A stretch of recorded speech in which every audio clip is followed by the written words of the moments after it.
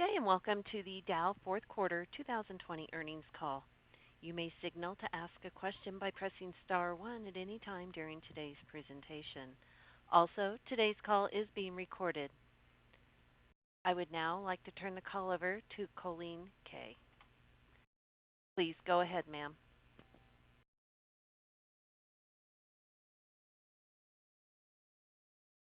Good morning, everyone. Thank you for joining us to discuss the fourth quarter financial results for Dow. We're making this call available via webcast, and we have prepared slides to supplement our comments during this conference call.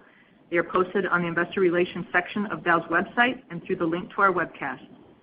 I'm Colleen Kay, Investor Relations Vice President for Dow, and joining me on the call today are Jim Fitterling, Dow's Chairman and Chief Executive Officer, and Howard Ungerleider, President and Chief Financial Officer. Please read the forward-looking statement disclaimer contained in the earnings news release and slides. During our call, we will make forward-looking statements regarding our expectations or predictions about the future. Because these statements are based on current assumptions and factors that involve risks and uncertainties, our actual performance and results may differ materially from our forward-looking statements. Dow's Forms 10-Q and 10-K include detailed discussions of principal risks and uncertainties which may cause such differences. Unless otherwise specified, all financials, where applicable, exclude significant items. We'll also refer to non-GAAP measures. A reconciliation to the most directly comparable GAAP financial measure and other associated disclosures is contained in the Dow earnings release, in the slides that supplement our comments today, and on the Dow website. On slide 2, you'll see our agenda for the call. Jim will begin with the fourth quarter and full year highlights, and will discuss the company's operating segment performance. Howard will share an update on Sadara and then provide our market outlook and modeling guidance. He will also outline Dow's digitalization acceleration plans. Finally, Jim will provide an update on our sustainability initiatives and market growth opportunities that are helping to further advance our competitive advantage in 2021 and beyond as the economic recovery progresses.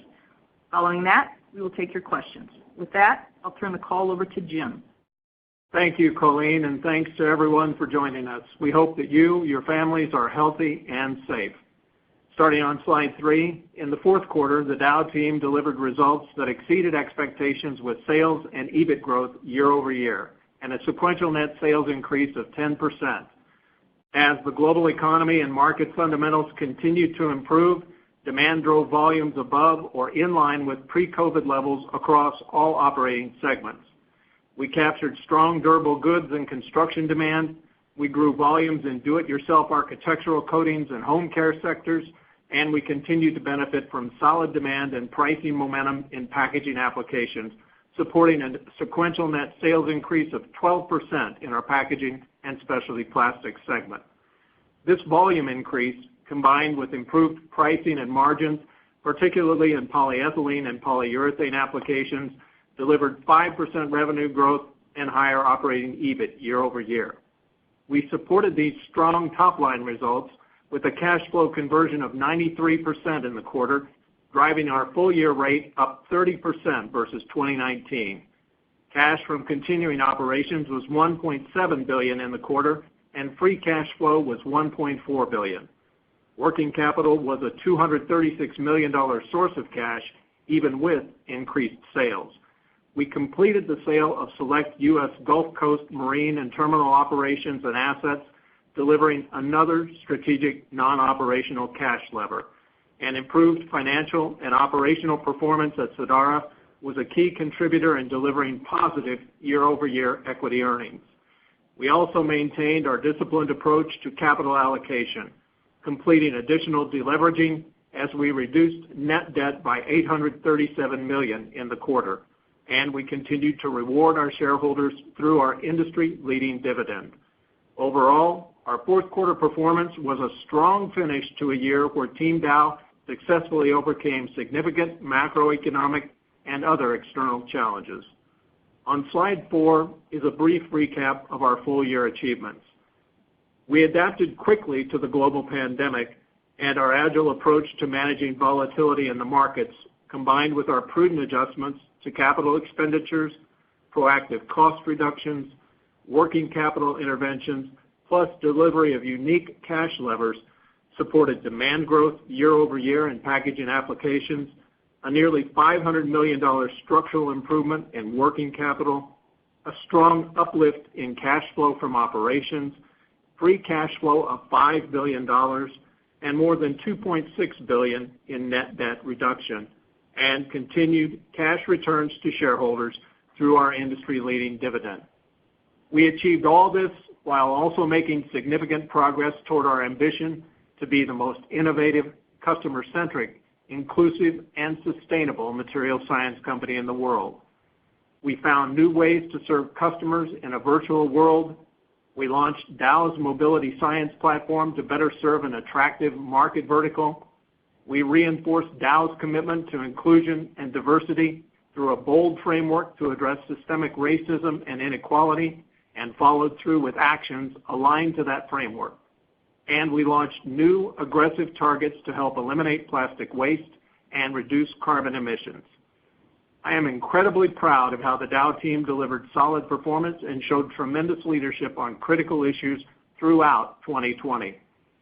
Moving to our segment performance on slide 5, as I mentioned earlier, ongoing improvements in the macro environment drove sequential sales gains across all segments and geographies, allowing us to reach year-over-year revenue growth during the quarter for the first time since the start of the pandemic.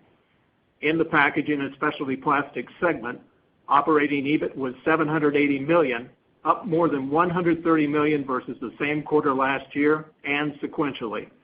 Resilient demand, tight market supply, low inventory levels, and disciplined price-volume management enabled strong polyethylene pricing momentum and margin expansion.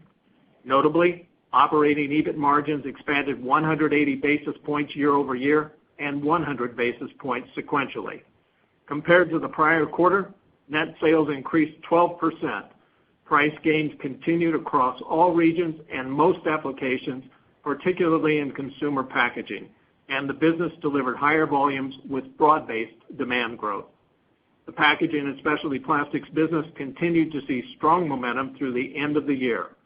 Sales were up year over year, primarily driven by steady volumes and improved polyethylene pricing, particularly in food and specialty packaging, as well as health and hygiene applications.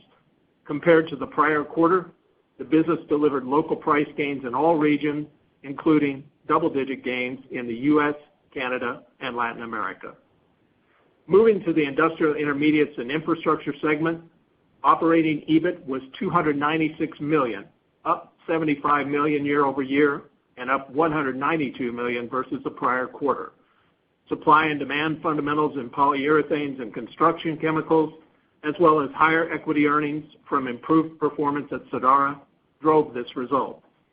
On a sequential basis, significant improvement in margin over raw materials drove operating EBIT margins up more than 500 basis points, more than offsetting typical seasonality. The polyurethane and construction chemicals business reported a double-digit increase in net sales year over year and sequentially. The year-over-year increase was primarily due to higher local prices, with gains in all regions except Latin America.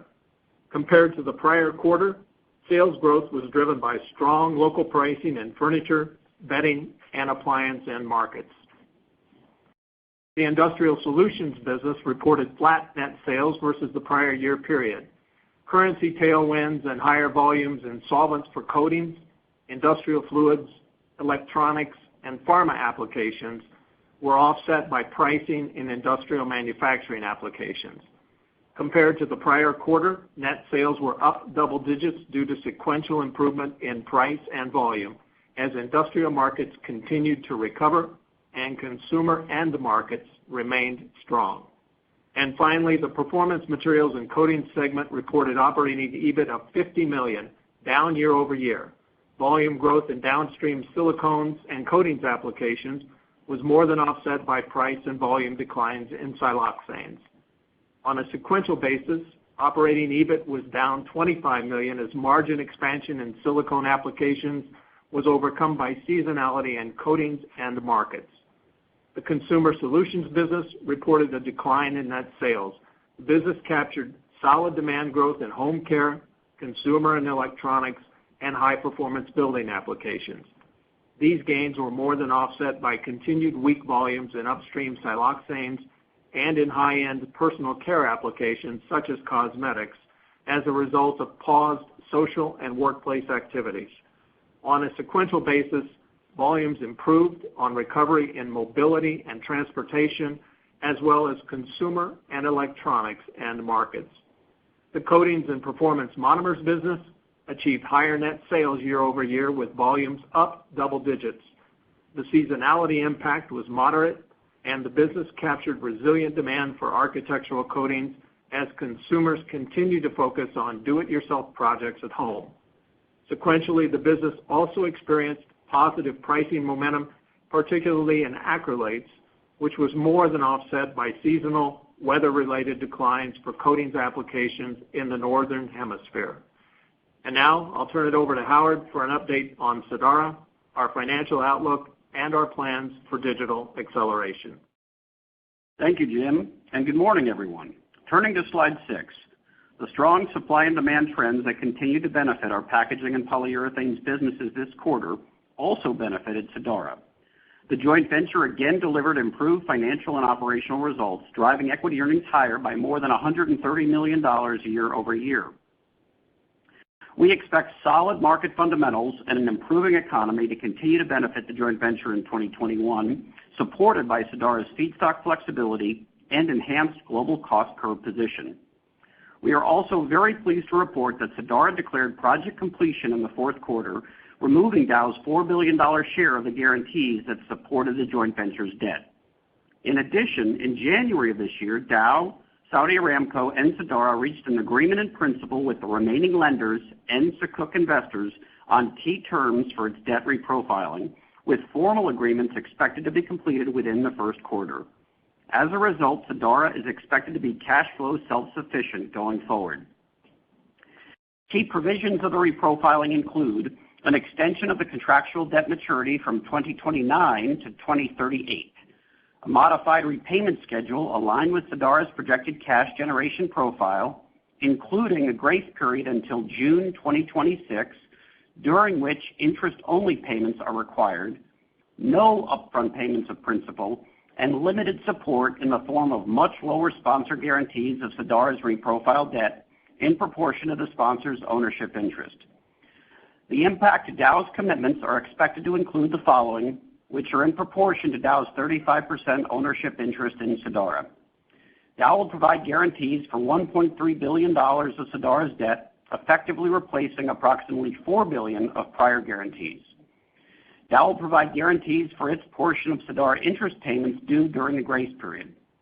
Our pro rata share of any potential shortfall, which, based on Sadara's current performance, we do not expect, will be funded by a new $500 million revolving credit facility in Sadara, guaranteed by Dow. This is expected to be established in the first quarter of 2021.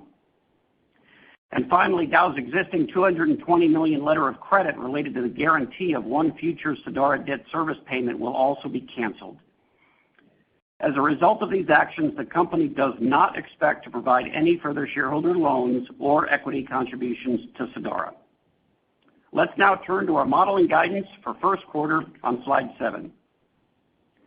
We exited the fourth quarter with increasing strength, which has carried over into the first quarter.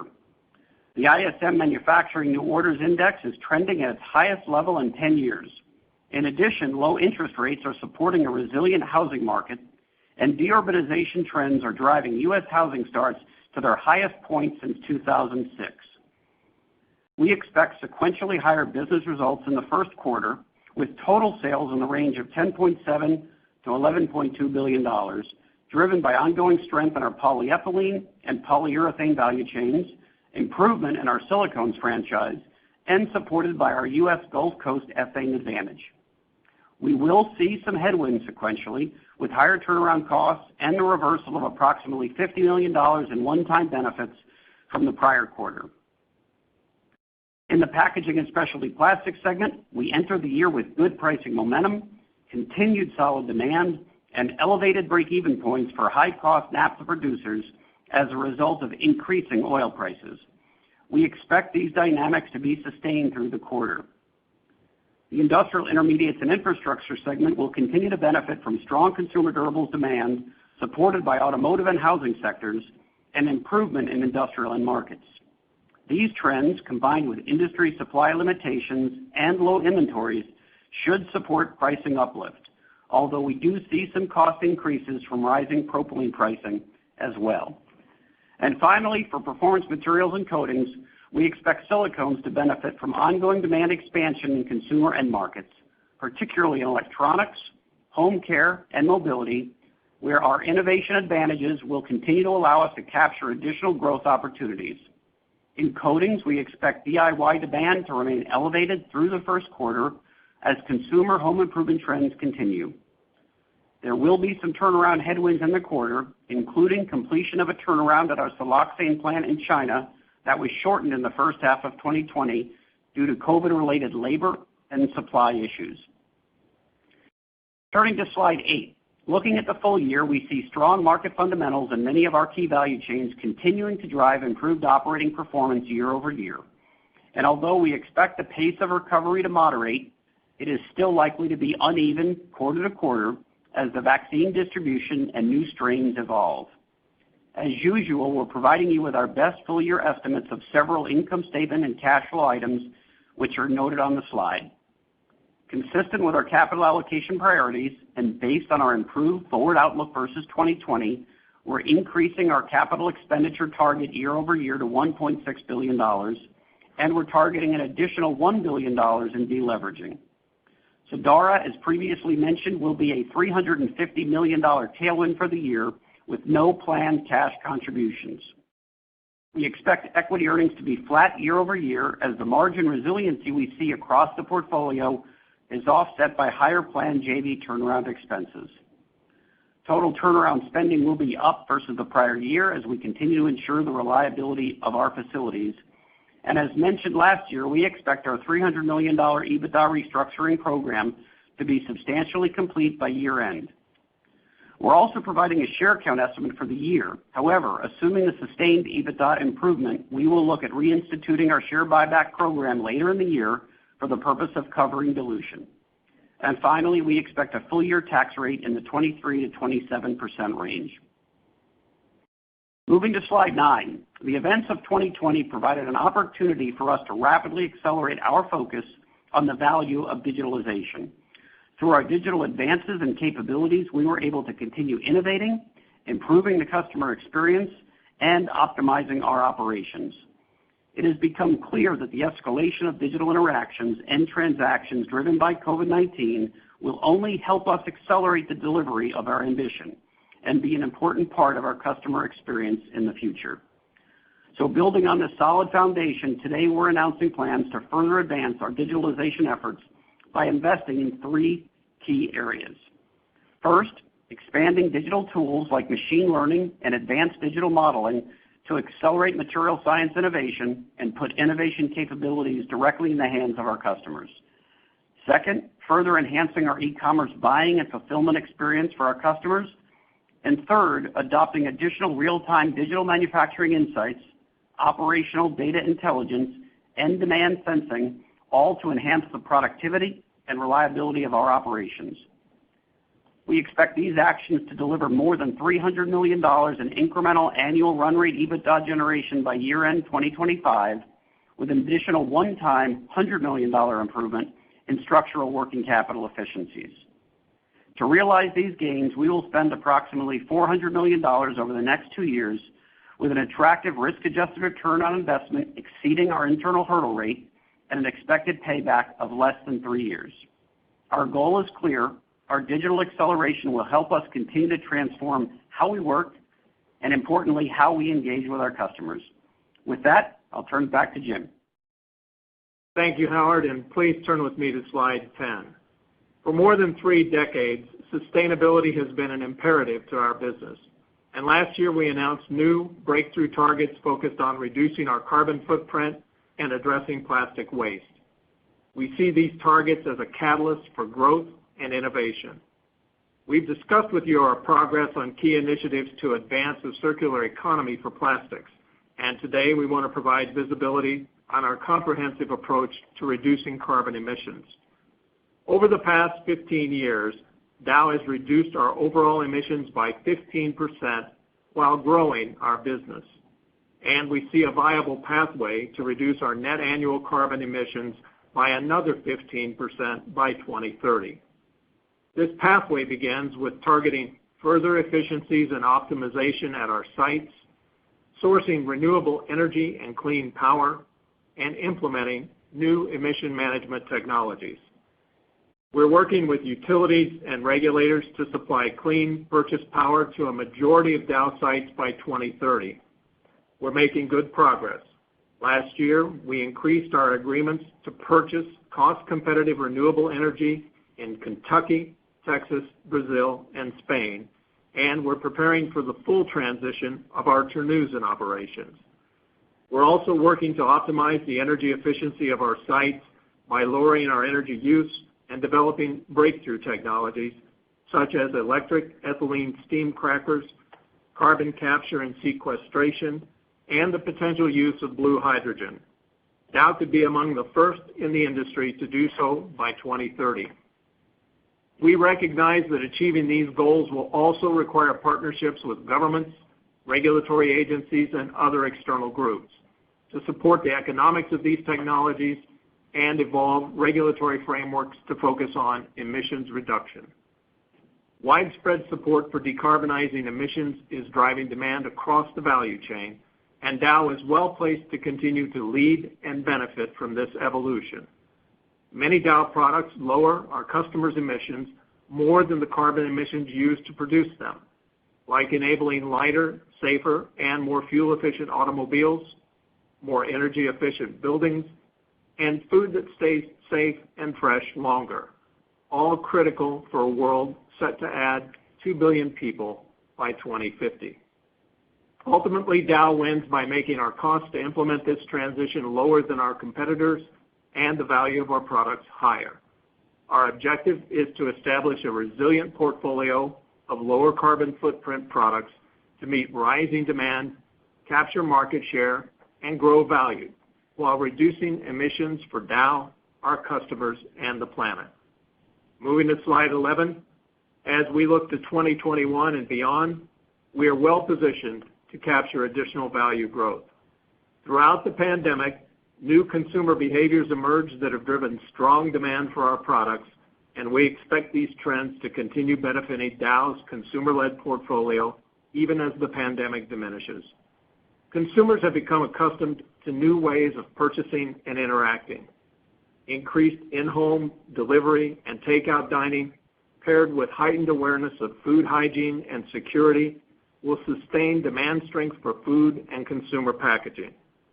The resilient housing market is creating higher demand for durable goods such as furniture and appliances, and more time at home also leads to consumer spending on home improvement, including do-it-yourself coatings. Ongoing public caution about COVID-19, even after widespread vaccine distribution, will support continued demand for health and hygiene applications. We also believe that as vaccination rates increase and we turn the corner on the pandemic, there will be improving demand as travel, entertainment, sports, and construction industries and other social activities return to normal. Market indicators are showing above GDP growth across several sectors, and as a result, we're beginning to see economic recovery broaden across our portfolio and in many of the end markets that we serve, which is benefiting our higher margin consumer solutions business. Similarly, this increased confidence is also improving demand in our functional polymers portfolio, which serves mobility, infrastructure, and construction sectors. Finally, as we look ahead, Dow's unmatched material science portfolio is uniquely positioned to address global megatrends and shifting post-COVID trends, providing additional higher margin growth opportunities for Dow. Dow solutions meet increasing consumer needs for new sustainable innovations such as post-consumer recycled plastics and renewable energy-made polyethylene. In 2020, we tripled sales of product made with renewable bio-based feedstocks. As the need for renewable energy increases globally, so will demand for Dow solutions that enable wind power and solar production facilities. Our heat transfer fluids are used in more than 40 large-scale concentrated solar power plants around the world. And through our Dow AXA joint venture, we provide polyurethane carbon fiber systems that deliver a stronger and lighter composite material for wind blades. Electric vehicle sales are on the rise, with 2021 growth projections exceeding 2020 records. And our mobility science platform focuses on delivering innovative products to enhance automobile connectivity, lightweighting, comfort, safety, and sustainability. Lastly, we see meaningful opportunities to support the rollout of 5G broadband networks.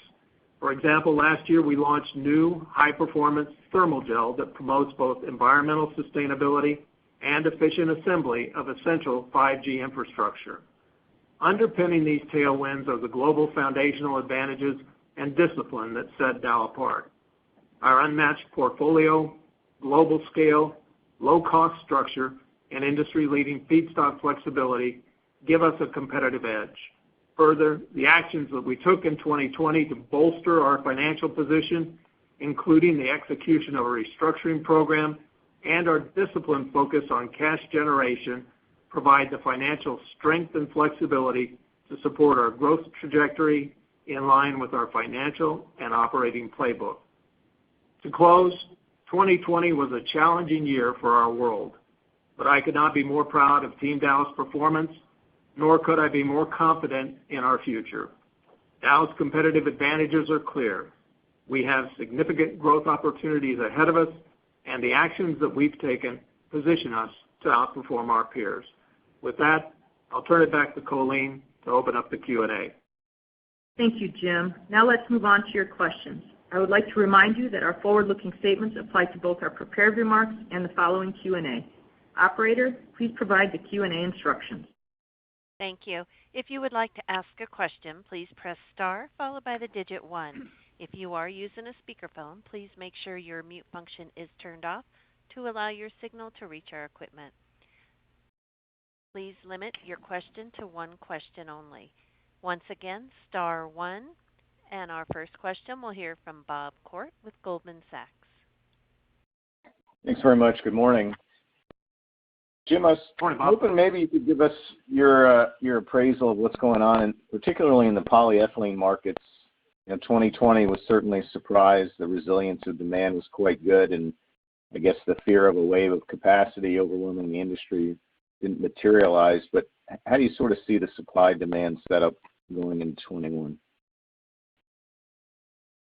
Yeah, Bob, I think as the year progressed, we saw continued strong demand in polyethylene. And toward the end of the year, we saw ethylene start to tighten up and ethylene margins improve. And so that led to some pretty sharp increases in the fourth quarter. You saw PE margins were up in the fourth quarter about 7 cents a pound in the U.S., about 13 cents in Europe, and up about 10 cents in Asia. I think the other thing that happened was as those ethylene margins increased here, you had some wintertime activities that drove some of the costs to manufacture up in China.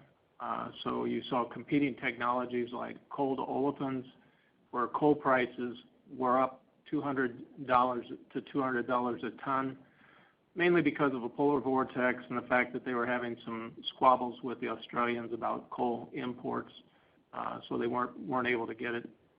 We also saw LNG exports and LNG demand up sharply throughout Europe and also into Asia, and so that helped. Demand strength on top of the fact that you had these rising prices and inventory levels were low really all came together to drive that. And by the way, demand still continues to look good into first quarter. Inventory levels are still low. Operating rates are good in the U.S. Gulf Coast. Our operating rates were in the mid-90s in the fourth quarter. So we're going to continue to see, I think, good margins in the PE business. And next we'll move to P.J. Juvekar with Citi. Good morning, Jim, and congratulations on your goals for sustainable energy and renewable resources. So about the sustainable electricity that you talked about to get into your crackers, how do you plan to do that? Would you outsource all that to utilities, or would you invest in renewable energy, possibly with some partners? How do you get to that goal by 2030, and what kind of capex do you need for that? Yeah. Morning, PJ. Look, I think you think about sustainability for us from an electricity standpoint on two fronts. We have a lot of electricity uses that are not for the crackers, and obviously there we're looking to alternatives, wind and solar, to replace current capacity. And those are cost competitive today, and so we've made a big move in that direction. We have about 580 megawatts of alternative energy under a contract, and we're increasing every year. Our goal is to have 750 megawatts or more by 2025. And I mentioned some of the sites on the script that will go through that. The second thing I would say is in the crackers, we're looking at a combination of things, not just electrification. We have a partnership with Shell going on right now to try to prove out electric cracking. That is a longer-term development. In the near term, we're also working on a form of fluidized catalytic cracking to go from ethane to ethylene. I've talked about our FCDH process to make propylene out of propane. We're piloting that in Louisiana. That will be built this year and up and running next year. And we believe that can give us a 20% reduction, at least, in CO2 emissions and a very good scale technology. We can achieve economies of scale at maybe 150,000 tons per year kind of capex. If you look at what we're doing in parallel, we're looking at EDH, and that could have the potential to reduce our emissions by 40% or more, still using gas as a feedstock in the crackers, or gas as a fuel in the crackers. So we've got several technologies that we're looking at, and we're also looking at blue hydrogen also as a way to try to get a more concentrated CO2 stream so that we can combine that with carbon capture and sequestration to be able to reduce carbon emissions. And next I'll move to Jeff Zekauskas with J.P. Morgan. Hi, thanks very much. Propylene is going up really quickly. Are your acrylate prices going up as fast as propylene prices are going up? That is, are acrylate margins likely to be squeezed in the early part of the year or widen in the later part of the year? How do you assess that? And for Howard, in the operating cash flow in 2020, how much of operating cash flow came from asset sales or legal settlements? Morning, Jeff. Let me see if I can cover propylene first, then I'll flip it over to Howard. Yep. Spot prices have increased, and it's a combination of reduced supply because ethane has been the preferred crack in the crackers, and propane has been much more expensive, again, due to that polar vortex I was talking about in Europe and Asia driving these prices up. That means ethane has been the crack, and so you don't have as many byproducts, and that's shorted a bit on propylene. And then on purpose propylene, you've had a raft of issues through on purpose propylene production, which has meant there hasn't been as much there. And so that has tightened things up. I think acrylates are holding up well because demand has been good. Downstream demand has been good, so there has been some price improvements. Do-it-yourself architectural coatings are growing. In fact, they were the big winner last year in terms of market share. I expect the contractor side will come back this year. Howard, do you want to talk about the cash? Yeah, good morning, Jeff. The two best owner infrastructure sales of a little bit more than $900 million if you add them together between the marine one that we did this past quarter in the fourth quarter, and then the rail infrastructure that we did in the third quarter. And then I would probably top it up to $1 billion with some of the other miscellaneous land sales and asset sales that we did that were smaller. And next I'll move to David Begleiter with Deutsche Bank. Thank you. Jim, polyurethanes had a strong end to the year. How do you foresee that business progressing into Q1 and through the rest of the year, both on prices and margins? Thank you. Morning, David. Thanks for the question. The markets that I mentioned, automotive, furniture and bedding, appliance, and construction, are very solid right now. In the energy space, oil and gas space, it's a little bit challenging. And so we see the trajectory that we had in isocyanates and polyols in the second half continuing to move up in first quarter due to supply limitations. It's hard to keep things on the shelves like mattresses and furniture while we've got these strong housing drives that are going on.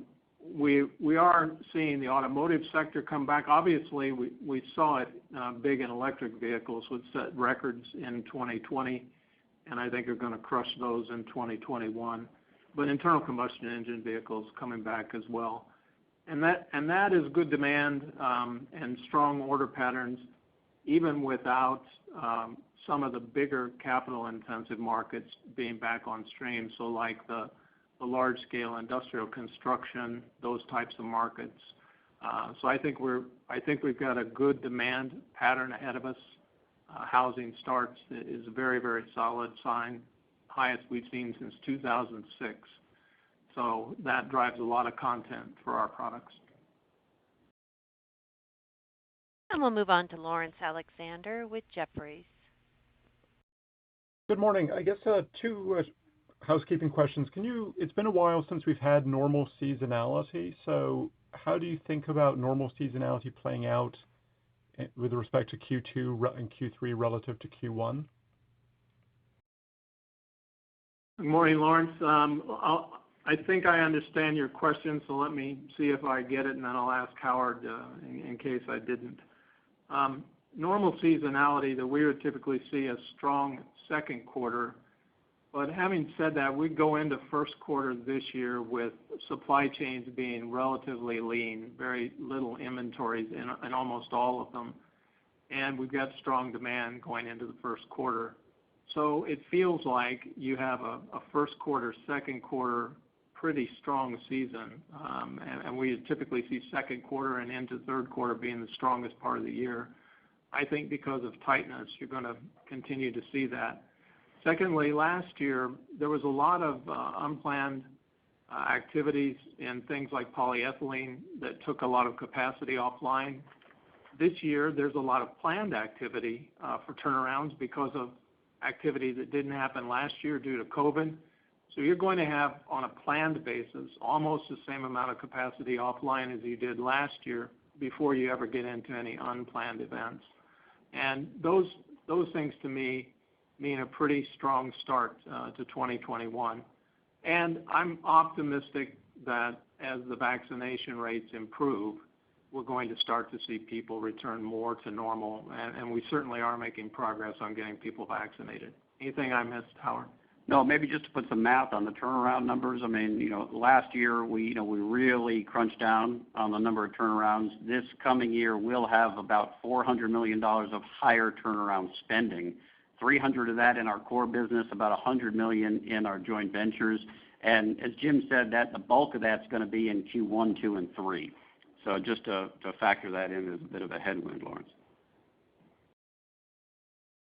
And we'll move on to Vincent Andrews with Morgan Stanley. Thank you, and good morning, everyone. Just looking at some of your businesses that haven't recovered as quickly, the high-end personal care, it's unfortunately easy to understand why that's been soft.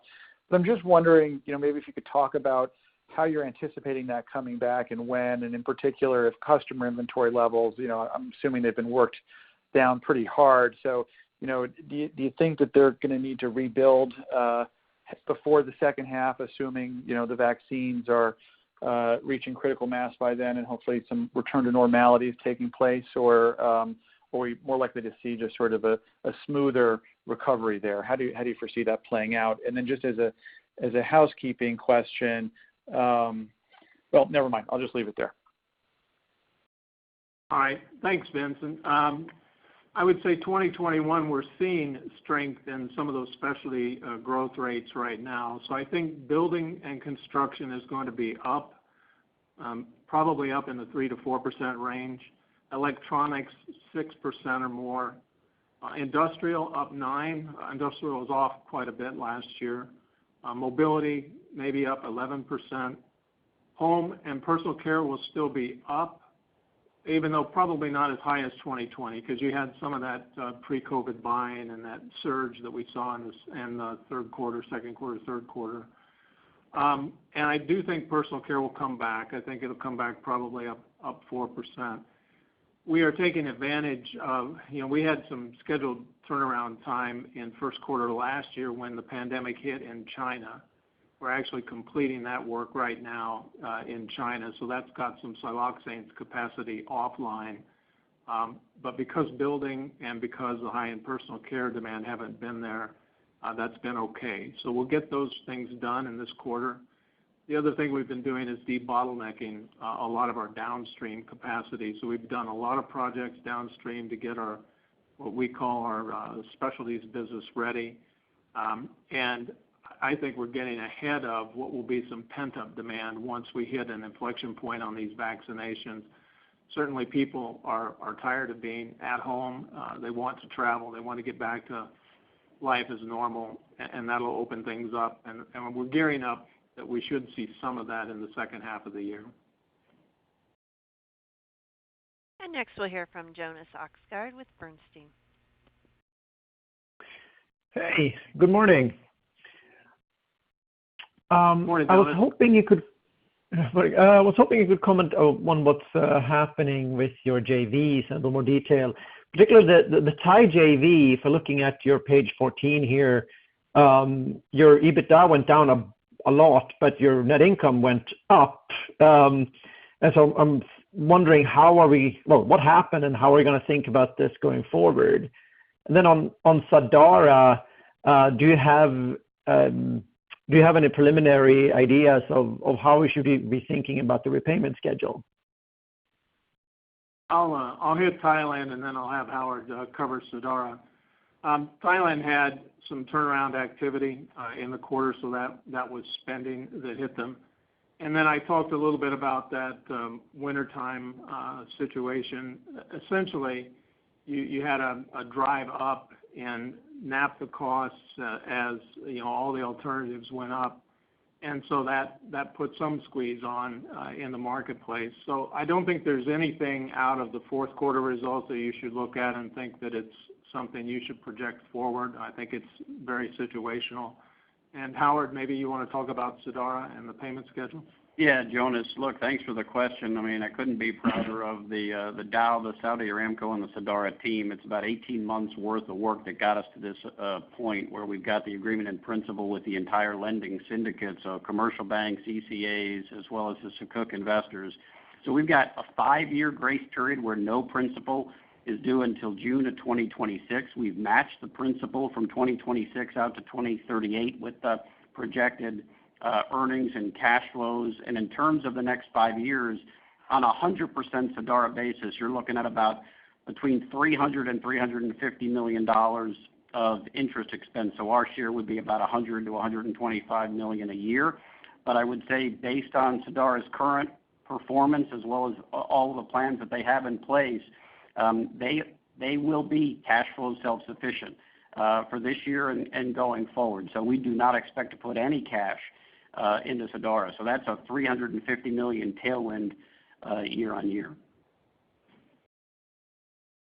And next I'll move to Frank Mitsch with Fermium Research. Hey, good morning and a nice end to the year, folks. A very impressive operating rates, Jim, you mentioned for polyethylene on the U.S. Gulf Coast. I was wondering if you could talk at a higher level of what the operating rates for Dow were by the roughly what they were for the various segments, and what your expectations are as we head here into the first quarter, and just overall, you did mention some debottleneck. There was some startups. How do we think about the net capacity at Dow 2021 versus 2020? Yeah, thanks, Frank, for the question. On an average for the whole company, we were above 80% operating rates for the fourth quarter, and we continue that strength into the first quarter. We were at higher levels than that in our packaging and specialty plastics business. The crackers ran very strong, as I mentioned, in the Gulf Coast, but actually we saw good performance around the globe, and it continues to tighten up, and you notice that MEG prices are also starting to rise, so that's really making things move there. We also saw a big step up in industrial solutions, so they're running strong, and we've got new capacity coming to support their growth this year. We had less performance in siloxanes, and that's the one that has the big upside, which I talked about with Vincent's question in the second half. And then polyurethanes and construction chemicals got back to the 80+% operating rate in the fourth quarter, and that continues into this year.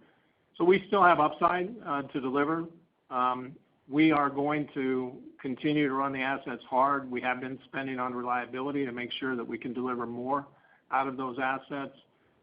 Texas 9 has been a stellar asset in terms of its production, and we've done a lot of work on debottlenecking and reliability in some of the other spaces. So I think we're in good room for the rest of this year.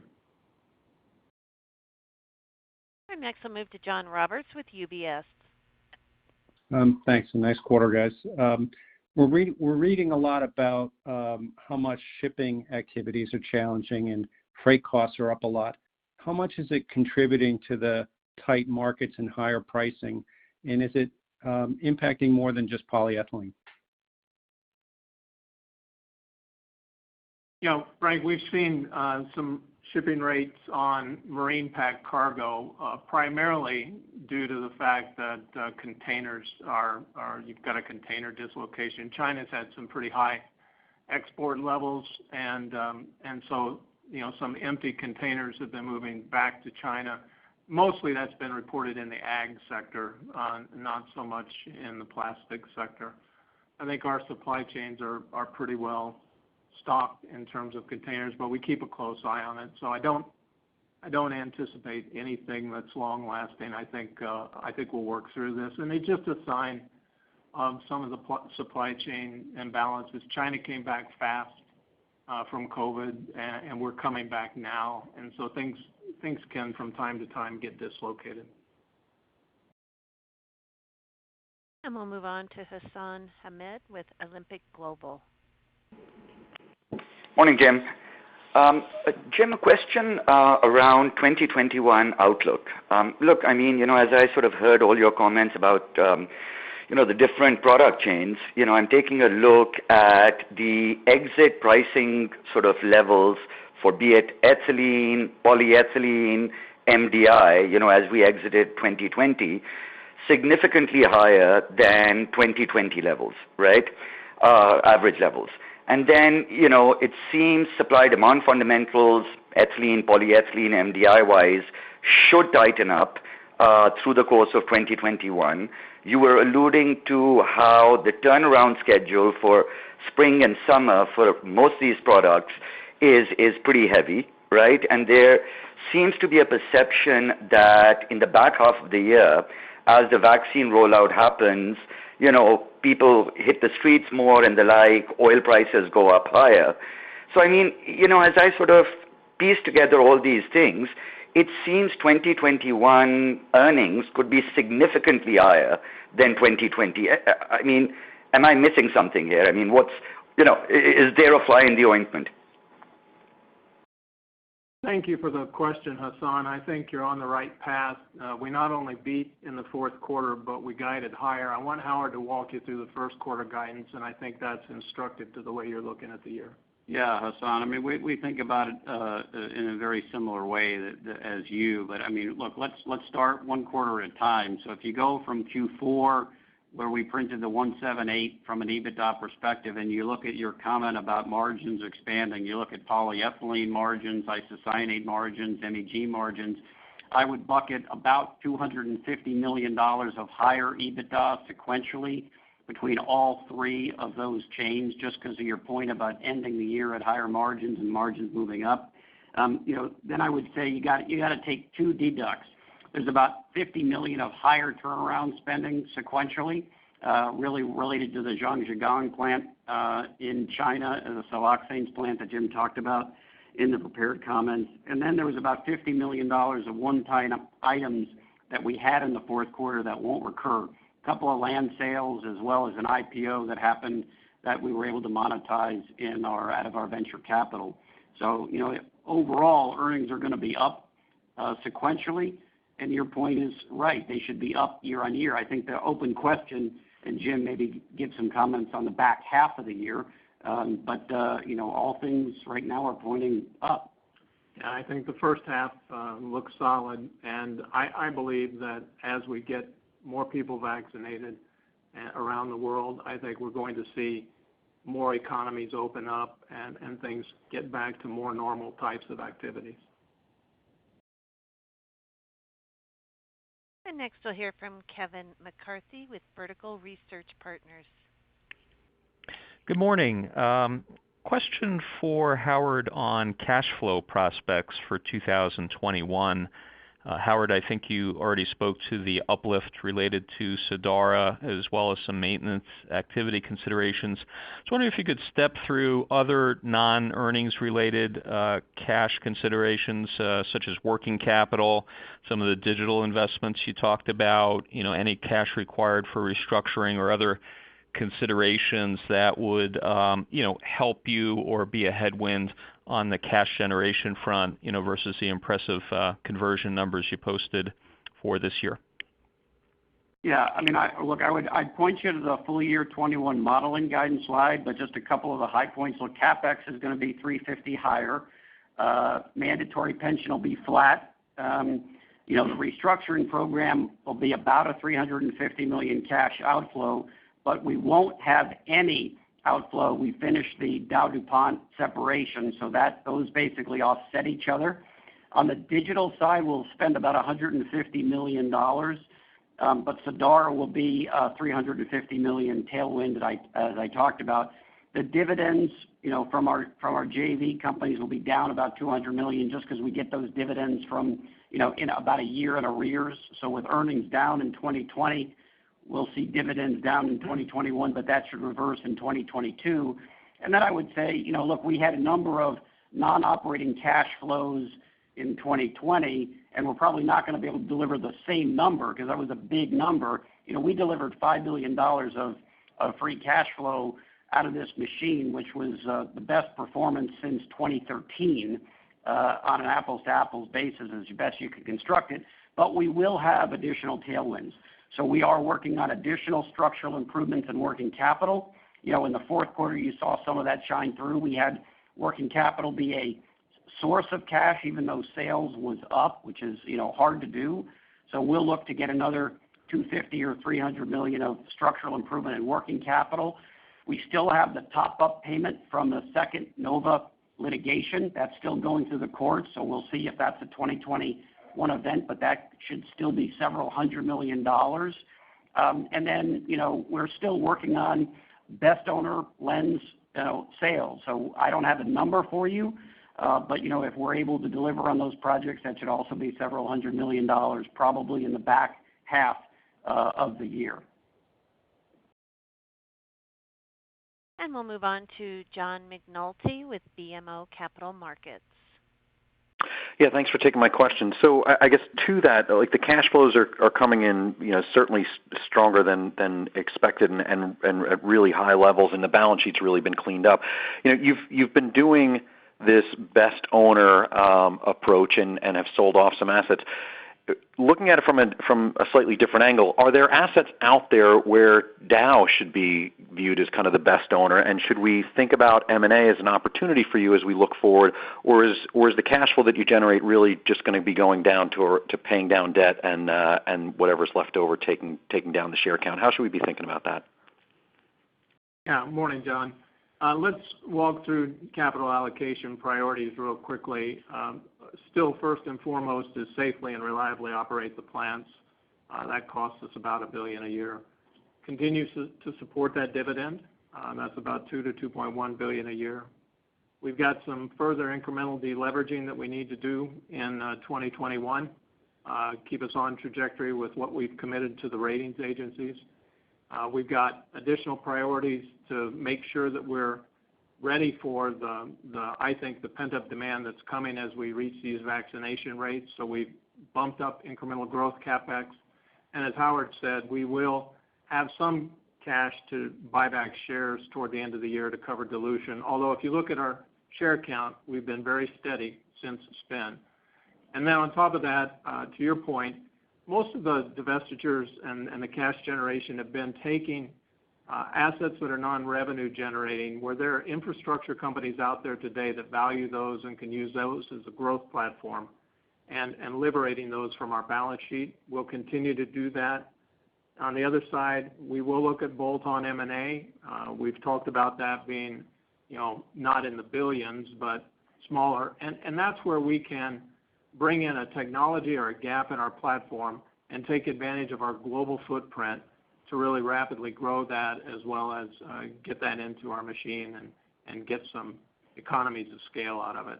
So those are some of the things we're looking at, and there are areas that are driven by the market trends that we're seeing on building and construction, mobility space, 5G. These are some of the areas where we want to continue to try to build in the areas of adhesives, sealants, coatings types applications. And our next question, we'll hear from Chris Parkinson with Credit Suisse. Great, thank you. On the PE fronts, obviously throughout 2020, there's a lot of volatility in feedstocks throughout the cost curve. When we look ahead and for normalized P&SP EBITDA, just how is your team overall thinking about the slope of the cost curve as we head into 22 and 23, and what are the key considerations they're monitoring? Thank you. Right. I think we get back primarily to feedstock and what's going to happen with feedstock volatility. And of course, we saw such huge volatility in oil last year.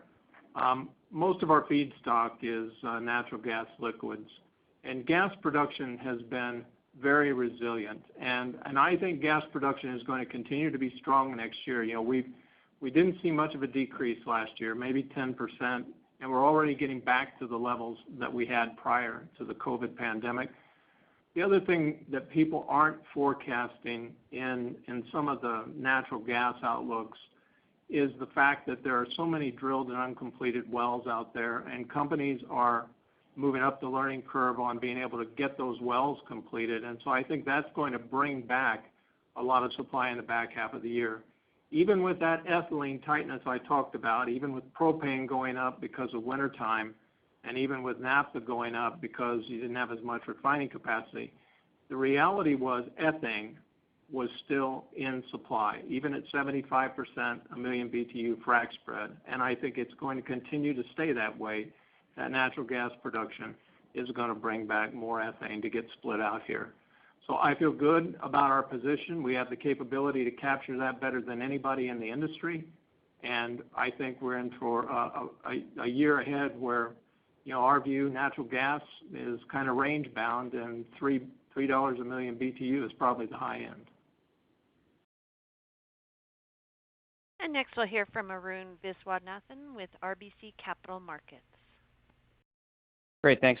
Thanks for taking my question. Good morning. Congratulations on the quarter and the year. I guess my question is back to the cash flow. So it looks like you're guiding to about a $250 million overall reduction from some of those bucket items, Howard. And but EBITDA is likely to be up year on year in 21, just given the absence of that weak Q2. So you have cleaned up the balance sheet. When we started this journey, I think you guys had laid out a plan to return about 65% of your free cash flow to shareholders. So maybe you can just comment on what you think about free cash flow for 21, and why not allocate a little bit more to the capital return side, the buyback side? Do you see free cash flow above that $5 billion? And again, is there a preference maybe to increase towards buybacks? Thanks. Yeah, Arun, good morning. What I would say is, look, our target, which has been our target since before spin, is really a long-term rating agency adjusted net debt to EBITDA target of between 2.5 and 3. And so with the, we're above that today by about 150 basis points, really mainly because of the lower EBITDA, as well as the lower interest rates, which really drove, another $1 billion increase on the pension side of the house. So we still have some work to do, and that's why we're going to do about $1 billion roughly of deleveraging is our target for 2021 on top of all the other things that I said. But we understand your point and we agree with it, and certainly as earnings continue to improve, we will take another hard look at share buyback at a minimum to cover dilution. And then we'll see how the back half of the year goes. We'll also see how some of those best owner projects that we're working on goes. And if we have excess cash, we'll use that excess cash aligned with Jim's capital allocation priorities that he walked through earlier. And that will conclude today's question and answer session. At this time, I would like to turn the call back over to Colleen Kay for any additional or closing remarks. Thank you, everyone, for joining our call today. We appreciate your interest in Dow. For your reference, a copy of our transcript will be posted on Dow's website within 24 hours. This concludes our call. Have a great day. And that will conclude today's call. We thank you for your participation.